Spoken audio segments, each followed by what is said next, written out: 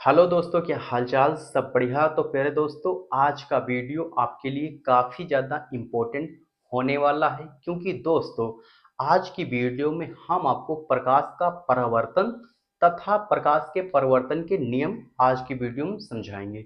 तो दोस्तों पहले मैं आपको ये बता दूं कि जो प्रकाश का परावर्तन है तथा इसका जो नियम है, ये बोर्ड की दृष्टि से बेहद इम्पोर्टेंट है भाई। आपके लिए बहुत ही ज़्यादा इम्पोर्टेंट है, ये आपको 3 अंक दिलाने वाला टॉपिक है।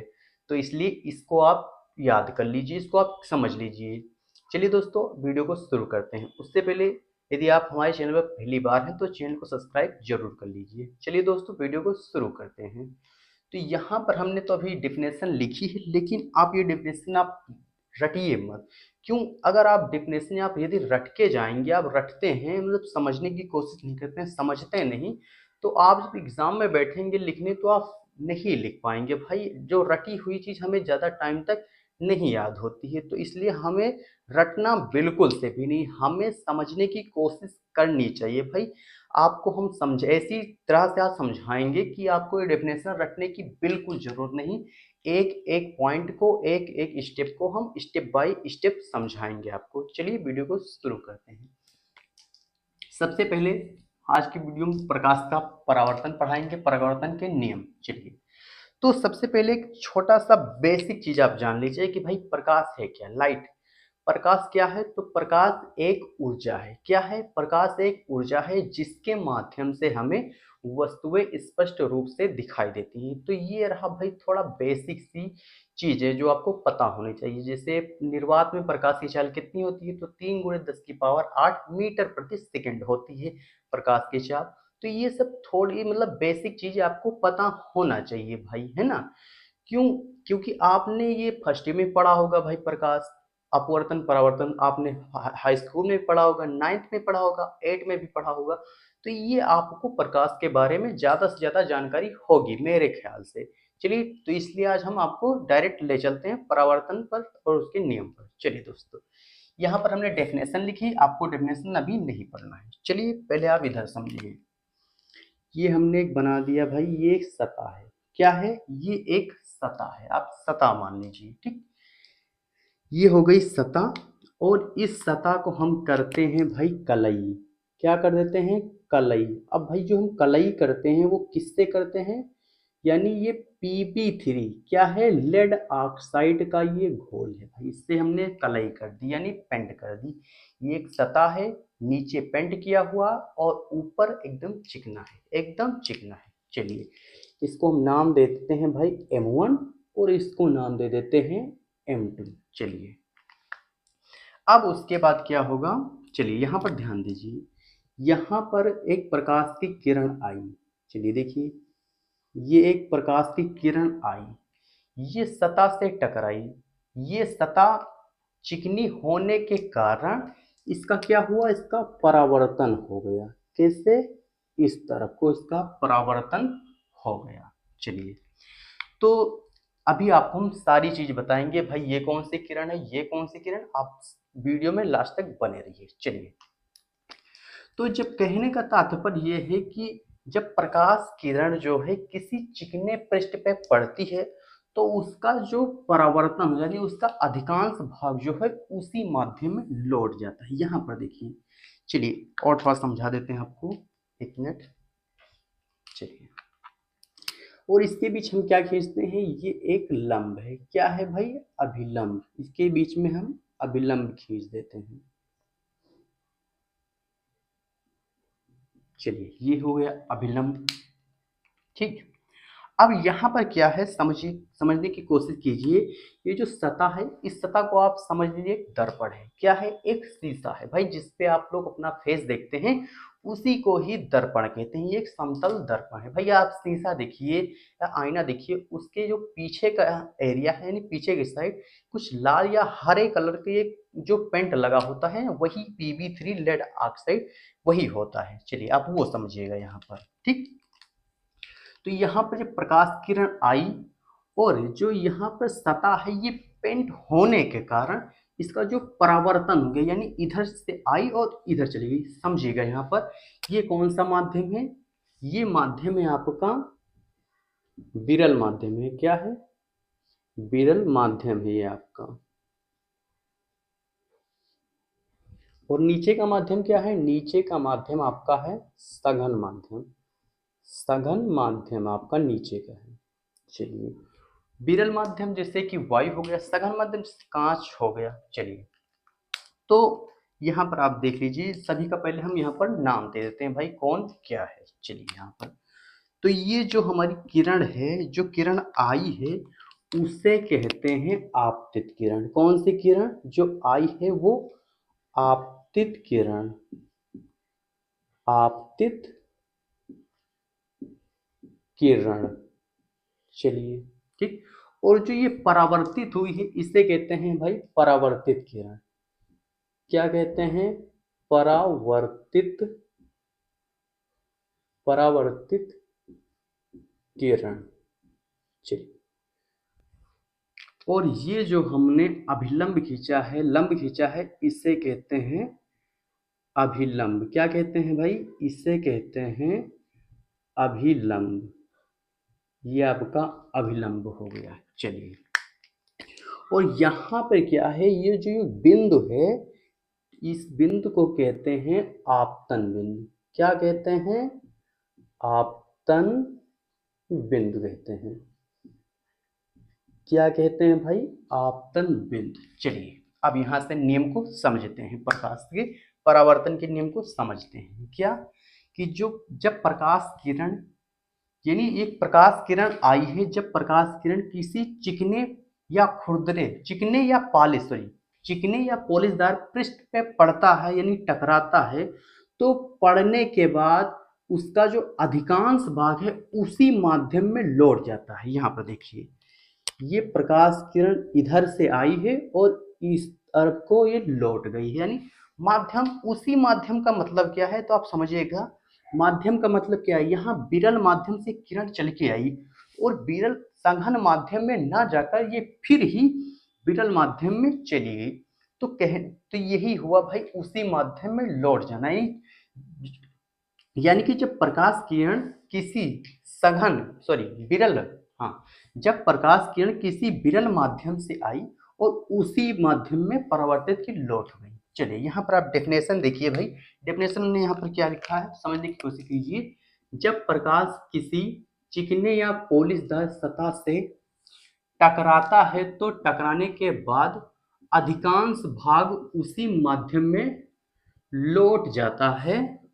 इस घटना को प्रकाश का परावर्तन कहते हैं। चलिए दोस्तों, आई होप आपको समझ में आया होगा। यानी कि देखिए, यहाँ पर आपको हम फिर से एक बार समझा देते हैं, समझ में आ जाना चाहिए आपको कि देखिए, आपतित किरण जो है, ये एक किरण आई और ये जो हमारी सतह है, इस सतह से टकराई, टकराने के पश्चात इसका अधिकांश जो भाग है उसी दिशा में परिवर्तित हो गया, यानी उसी दिशा में लौट गया। तो इस घटना को क्या कहेंगे?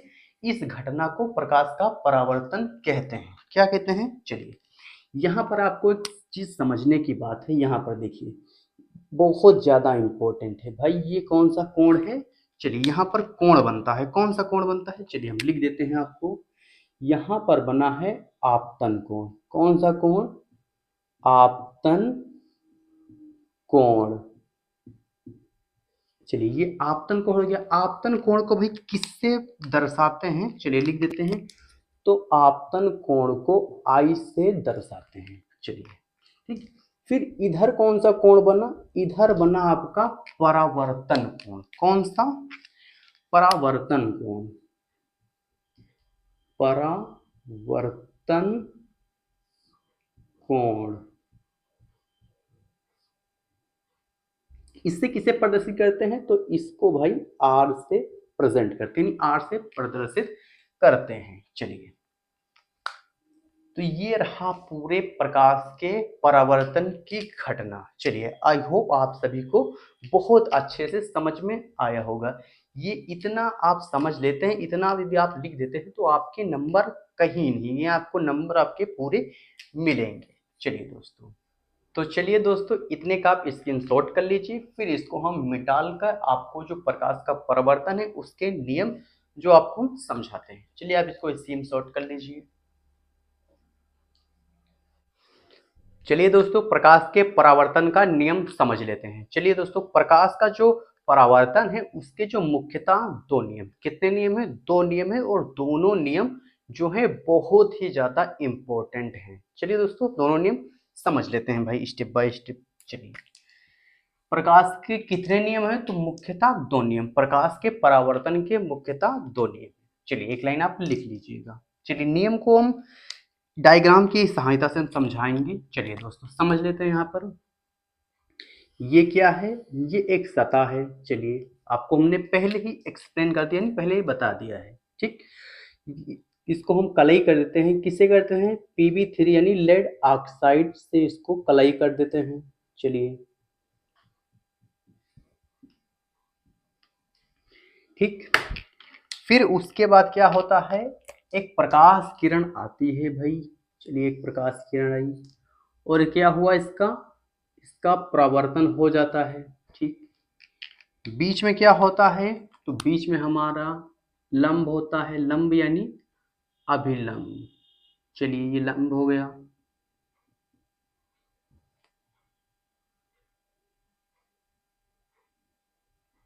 चलिए, ये लंब हो गया। अब यहां से दोनों नियम को समझाते हैं आपको। यहाँ पर क्या, कौन सा कोण बनता है? तो अभी हमने आपको बताया है, यहाँ पर आई बनता है कोण, इधर कोण आर बनता है। आई क्या है? तो आई आपका है आपतन कोण। क्या है? आपतन कोण है आई, आपतन कोण है। चलिए, और आर क्या है? तो आर आपका है परावर्तन कोण। कौन सा कोण? परावर्तन कोण हो गया। चलिए, ठीक।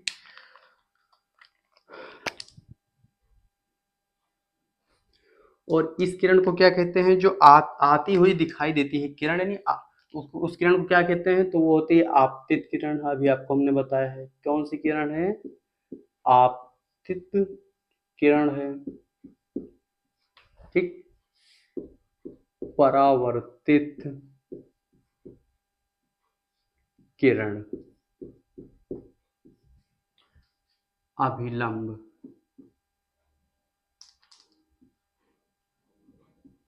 अभिलंब।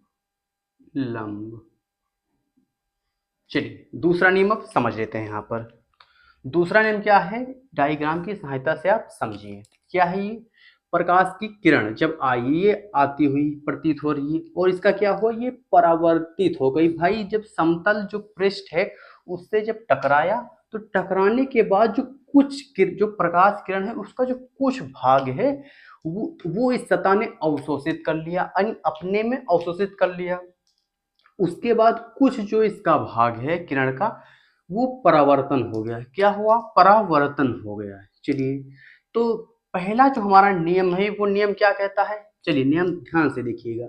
यहाँ पर एक बिंदु होता है। कौन सा बिंदु? हमने आपको बताया है आपतन बिंदु। कौन सा? आपतन बिंदु होता है, आपतन बिंदु। चलिए, पहला नियम समझते हैं। क्या आपतित किरण, भाई जहां पर किरण मिली, देखो आपतित किरण इस बिंदु पर मिल रही है, ठीक, तथा परावर्तित किरण इसी बिंदु पर मिल रही है, और आपतन बिंदु, ये जो बिंदु है आपतन बिंदु पर बना अभिलंब, वो भी इसी बिंदु पर है। यानी आप ध्यान से देखिए, तो तीनों चीज जो है एक ही पृष्ठ पर है। पृष्ठ कहिए या सतह कहिए या तल कहिए, बात एक ही है। देखिए, आपतित किरण, अभिलंब, परावर्तित किरण, तीनों एक ही तल में स्थित हैं। तो पहला नियम हमारा क्या है? चलिए, इधर हम लिख देते हैं। यहां पर हम लिखते हैं पहला नियम। पहला नियम क्या है? आपतित किरण, आपतित किरण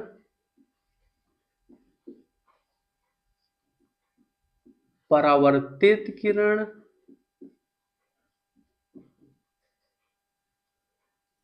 किरण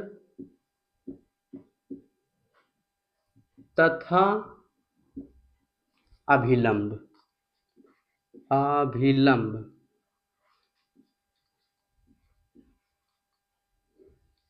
अभिलंब, तीनों एक ही तल में होते हैं। चलिए, ये आपका पहला नियम है। पहला नियम आपका क्या है? आपतित किरण, आपतित किरण, परावर्तित किरण तथा अभिलंब तीनों एक ही तल में होते हैं। यहाँ पर आप देख लीजिए, आपतित किरण, परावर्तित किरण और अभिलंब, ये तीनों एक ही तल में स्थित हैं। तो ये रहा भाई परावर्तन का पहला नियम। चलिए सेकंड नियम देख लेते हैं। सेकंड नियम क्या है? चलिए सेकंड नियम देख लेते हैं हम। दूसरा नियम हमारा क्या है? चलिए दूसरा नियम यही समझिए, क्या है दूसरा नियम। तो आप यहाँ ध्यान से यहाँ पर देखिए। चलिए क्या है यहाँ पर, जो आपतन कोण ये है और ये कौन सा है? ये परावर्तन कोण है। तो आपतन कोण जितना होता है परावर्तन कोण भी उतना होता है। जैसे कि आप समझिए कि जो आपतन कोण है वो 60 डिग्री है। आपतन कोण कितना है? 60 डिग्री है। तो जो परावर्तन कोण होगा वो कितने डिग्री होगा? वो भी आपका 60 डिग्री होगा। जैसे कि यहाँ पर आप देखिए, यहाँ पर जो आई का मान है वही सेम आर का भी होगा। यानी देखिए, चलिए तो आप इस तरह समझिए कि आपतन कोण बराबर क्या होता है? परावर्तन कोण। चलिए दूसरा नियम लिख देते हैं आपका। दूसरा नियम, चलिए सेकंड नियम आपका लिख देते हैं। आपतन, आपतन कोण सदैव परावर्तन कोण के बराबर होता है। चलिए तो जो आपतन कोण, सॉरी, जो दूसरा नियम होता है वो क्या होता है कि आपतन कोण सदैव परावर्तन कोण के बराबर होता है। यहाँ आप देख लीजिए, आपतन कोण जितना बड़ा है उतना है बड़ा ही परावर्तन कोण है। यानी कि आप दूसरा नियम ये हुआ, कोण आई बराबर क्या हुआ? कोण आर। चलिए ये रहा आपका दूसरा नियम। कौन सा नियम? दूसरा नियम, आपतन कोण बराबर परावर्तन कोण। चलिए लिख दे रहे हैं भाई, नहीं आप कंफ्यूज हो जाएंगे। आपतन कोण बराबर परावर्तन कोण, यानी आपतन कोण बराबर किसके है भाई? परावर्तन कोण के बराबर है। तो ये रहा हमारा दूसरा नियम। चलिए दूसरा नियम यहीं पर खत्म होता है। तो जो परावर्तन के नियम है वो परावर्तन के मुख्य दो ही नियम है, पहला नियम और दूसरा नियम। दोनों नियम हमने आपको समझा दिया है। आई होप आपको ये दोनों नियम समझ में आए होंगे। तो चलिए दोस्तों, आज की वीडियो में बस इतना ही। आशा करता हूँ आपको वीडियो हमारी समझ में आई होगी, इससे आपको कुछ सीखने को मिला होगा। तो दोस्तों, यदि आप हमारे चैनल पर पहली बार हैं तो चैनल को हमारे सब्सक्राइब जरूर कर लीजिए इसी तरह की वीडियो देखने के लिए। तो चलिए दोस्तों, मिलते हैं आपसे फिर किसी मजेदार वीडियो के साथ। तब तक के लिए love you, bye bye, take care. और हाँ, इसको भी आप स्क्रीनशॉट जरूर कर लीजिए।